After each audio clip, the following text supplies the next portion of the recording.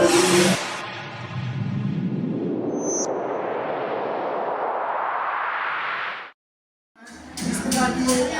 छोटी छोटी इवेंट करते रहते हैं और बाकी सब लोगों ने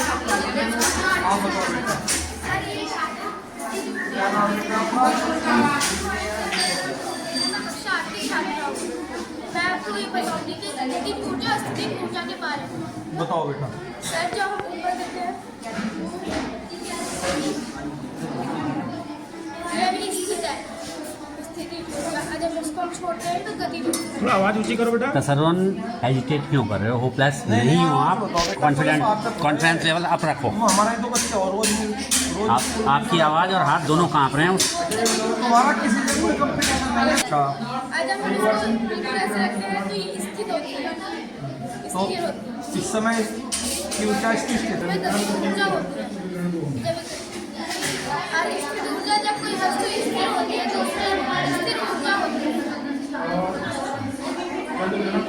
बहुत सुंदर। और भी बताना है। उसमें मतलब हमारे पास इससे हम आइडेंटिफाई कर पाएंगे कि कौन सा एसिड और कौन सा पीएच है।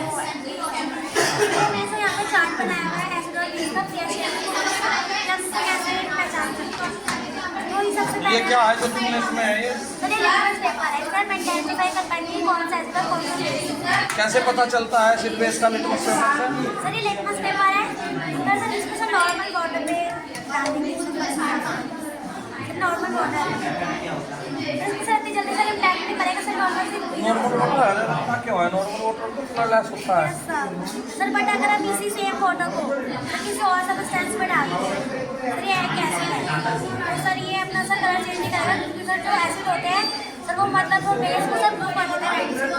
बट सर अगर मैं सर पेपर आइडेंटिफाई करने के लिए है नहीं, जो एसिड होते हैं यस सर, वो नीले लिटमस को लाल करते हैं, नीले को या लाल को नीला सर करते जो हैं। एसिड होते हैं सर वो ब्लू लिटमस पेपर में सर मतलब वो एसिड में से नॉर्मल रहते हैं सर। बट अगर हम लिटमस पेपर लेंगे और सर एसिड में यूज करेंगे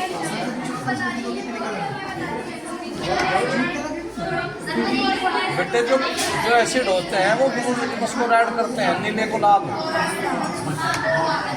और जो बेस होते हैं, जो क्षार होते हैं, वो लाल लिटमस को नीला करते हैं।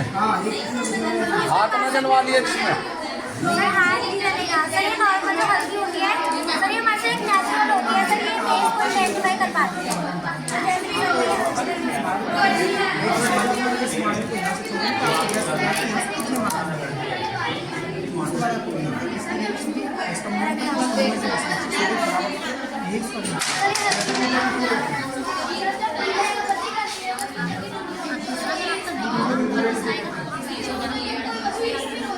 जो नॉर्मल हल्दी का कलर था सर ये चेंज हो चुका है सर, ये रेडिश हो चुका है सर।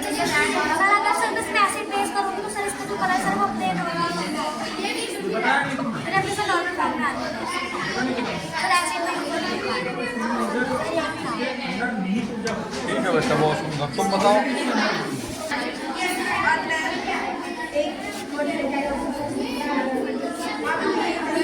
जिसमें दो कांच किसमें पहले जाएगा किसमें बात। अरे शांत क्यों नहीं हो रहे बच्चों? बात सुन लेने दो। बाकी मुंह पे उंगली रखो, बाकी लोग शांत हो जाओ। वो बोलते रहेंगे, तुम समझाओगे तो समझ आएगा हमारी नहीं ना। अपने मॉडल को खुद समझ लो, बोलते जा रहे हो अपनी एनर्जी को बचा के। इस वाले में जाएगा, इस वाले में इसमें से क्योंकि इसमें गुरुत्वाकर्षण बल लगा है। ये नीचे की तरफ है ना, इसका पाथ जो है ये सर्कुलर पाथ है और इसके गुरुत्वाकर्षण के कारण जो है स्पीड इसकी तेज है। एक बार दोबारा देखें।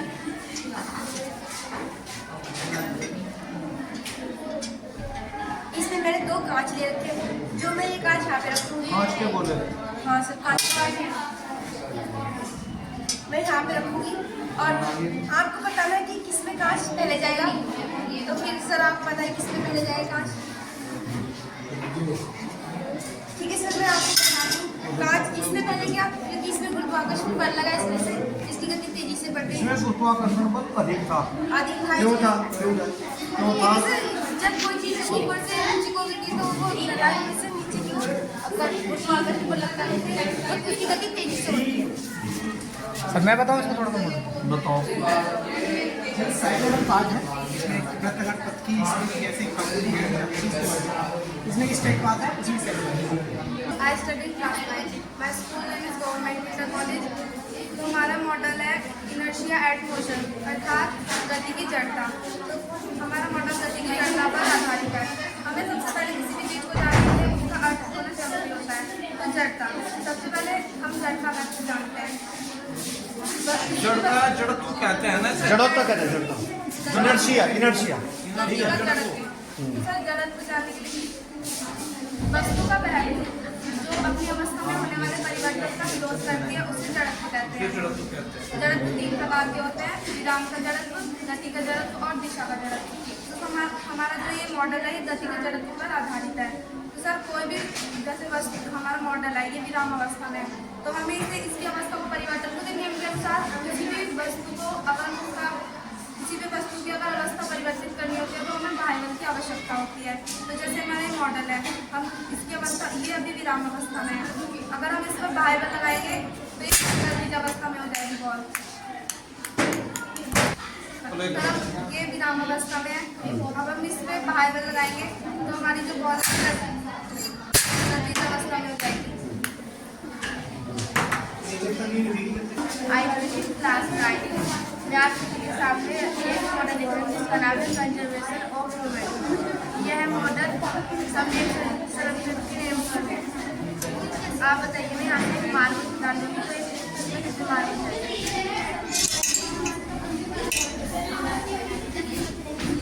गैस कराओ ना सबसे कितने मार्बल चाहिए?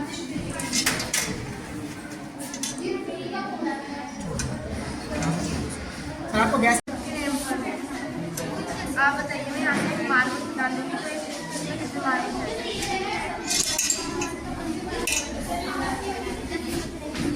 गैस कराओ ना सबसे कितने मार्बल चाहिए?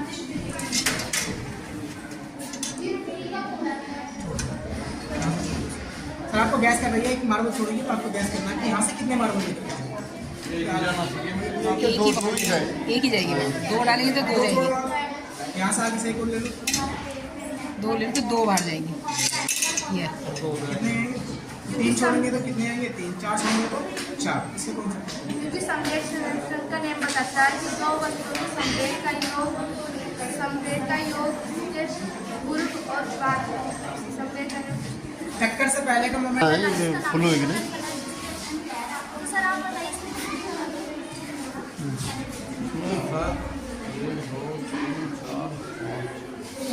पाँच है, 5 कलर है ना इसमें।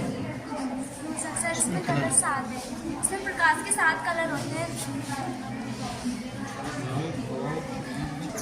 कलर का मिश्रण दिखाई देता है और जब हम इसको तेज तेज चलाते हैं तो इसमें सर बताना इसमें कौन सा कलर है? कोई नहीं दिख रहा। वाइट ये तो वाइट कलर दिखा वाइट से दिखेगा। वाइट हो गया बताओ।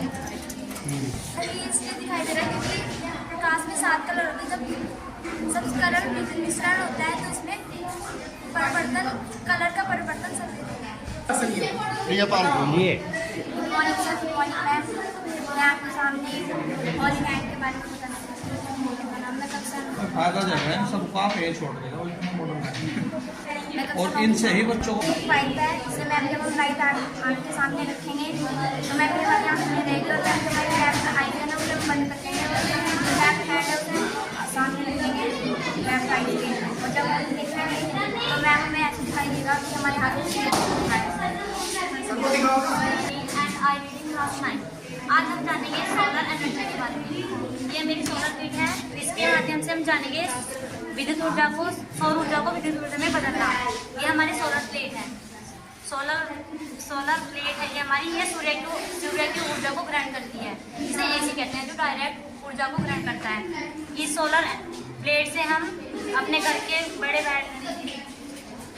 ये एसी से डायरेक्ट डीसी में कन्वर्ट कर सकते हैं, किसी भी चीज़ में स्टोर कर सकते हैं हम जैसे कि अभी हमने इस बैटरी में स्टोर किया है, फिर हम इसे इससे चार्ज करने के बाद हम अपने घर के उपकरण इस चीज़ से चला सकते हैं। जैसे कि हमने यहाँ पर पंखा या फिर लाइट और अन्य उपकरण भी हम अपने घर के इससे चला सकते हैं सर। इसका माध्यम यह है कि हम सौर ऊर्जा को विद्युत में बदलते हैं। और ठीक बता देता हूँ। सर ये वो वस्तु है, अगर हम इस वस्तु को हिलाते हैं तो इसकी ऊर्जा उसमें ट्रांसफर होती है। अगर हम इस वस्तु को हिलाते हैं तो इसकी ऊर्जा उसमें ट्रांसफर होती है। सर ये आपको बताना है ये रुकेगा या नहीं? सर आपको बताना है रुकेगा या नहीं? ये रुकेगा बिल्कुल, कुछ देर बाद रुकेगा, लेकिन रुकेगा। सर ये स्थिर अवस्था में लेकिन ये शायद पूरी तरह स्थिर नहीं होगा। ये क्या हो जाएगा स्थिर? सर पूरी तरह बढ़ती रहेगी, क्योंकि हमने एक को एनर्जी दी है तो दूसरे में ट्रांसफर होगी। ट्रांसफर हो इसको इसका ये है ना एनर्जी ऑफ ट्रांसफर का मॉडल है, इसको कपल पेंडुलम भी बोलते हैं। हम एक को एनर्जी देते हैं तो दूसरे को रेंडमली मिल जाता है। ठीक है सर, घर्षण मॉडल के बारे में बताना चाहती हूँ। जैसा कि इसमें 3 पद दिखाई दे रहे हैं, घर्षण एक प्रकार का बल है जो गतिमान वस्तु की विपरीत दिशा में लगता है। ये किसी दो वस्तु की रिलैक्स हो गया। ये किसी दो वस्तु के बीच में लगता है। जैसे इसमें 3 पथ हैं, चिकना, कम चिकना और खुरदरा। आपको बताना है कि इसमें सबसे पहले कौन जाएगा, कौन सा पथ जाएगा? सबसे चिकना ज़्यादा फर्स्ट वाला जाएगा। जो जितना खुरदुरा होगा उतना ज़्यादा घर्षण बल लगेगा, वो स्लो होगी ना उसकी स्पीड, और जो उसका जितना विपरीत चिकना होगा, विपरीत सर किस में गया? गैस करो सर, आप गैस करो किस में जाए। सबसे आपको soft। करने हैं, पहले सभी टच कर लेगा कितना चिकना है। सबसे चिकना तो ये है, ये चिकना है, फिर ये है, और ये खुरदुरा है। तो आपको सर घर्षण 3 प्रकार का होता है, स्थैतिक घर्षण, सर्पी घर्षण और रोटनी घर्षण। स्थैतिक घर्षण के माध्यम से ये वस्तु टेबल पर रखी है। सर्पी घर्षण के माध्यम से सांप जैसे चलता है उसे सर्पी घर्षण कहते हैं। और लोटनी घर्षण जो वस्तु लोट के चलती है, जैसे बेलनाकार की, और हमारी कार, गाड़ियाँ, कार का पहिया चलता है। कार के पहिए हैं वो भी। कार के पहिए सड़क के मध्य लोटनी फोर्स है। माय स्कूल नेम इज राजकीय इंटर कॉलेज श्यामपुर हरिद्वार। मैं आपको पर्सिस्टेंस ऑफ सीजन के बारे में बताना चाहती हूँ। जैसे कि ये व्यक्ति हमें दिख रहा है और ये जेल दिखाई दे रही है। अगर हम इसको घुमाएंगे तो ये व्यक्ति हमें जेल के अंदर दिखाई अरे आपको नहीं बताना इनसे गैस कराना है, आपको नहीं बताना इनसे गैस कराना, आपको कहाँ एक्सप्लेन करें। जेल में है ये आदमी? क्या वास्तव में जेल में है सर आदमी? नहीं, वास्तव में नहीं है। क्यों ऐसा क्यों हुआ? ये भ्रम होगा ना। जब हम पर्सिस्टेंस को घुमाते हैं तो ये अध्रोपित हो जाती है। अगर हम किसी चीज को देखते हैं तो उसकी छवि हमारे आँख के रेटिना पर 1/16 सेकंड तक बनी रहती है, जिसके कारण ये व्यक्ति हमें पिंजरे के अंदर दिखाई देता है। धन्यवाद। सर इसमें क्या है कि सिंपल वो व्यक्ति दिख गया, इधर हमें साइड में चाहिए कि जब हम इसको थोड़ा सा मौसम बल लगाएंगे इसमें तो ये घूमना शुरू करेगा। हमें व्यक्ति कैसा दिखेगा जेल के अंदर, क्योंकि हमारा तो आज हम आपको माइक्रोस्कोप के बारे में बताएंगे जो सूक्ष्म जीवों को देखने में थोड़ा ऊंचा इसमें हम सूक्ष्म जीवों को देख सकते हैं, जिन्हें हम नम नाखून से देखते हैं। और सर जब इस पर प्रकाश की रोशनी पड़ती है तभी हम इसके कीड़ों को देख सकते हैं। आप इसमें देख सकते हैं कांच की वो छिली ले रखी है, इसमें वो आप देख सकते हैं।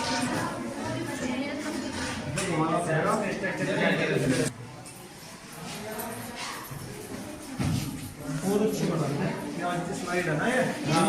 प्याज की होगी। प्याज